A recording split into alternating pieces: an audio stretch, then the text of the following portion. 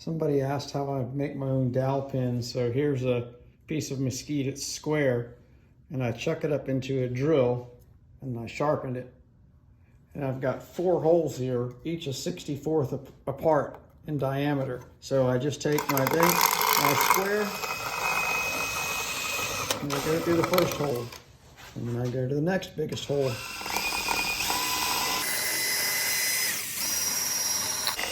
And then to the next one.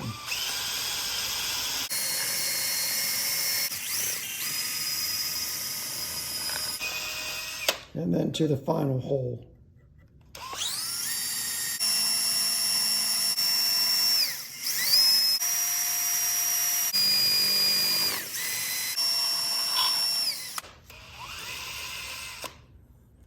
And there you go, a round dowel rod of mesquite.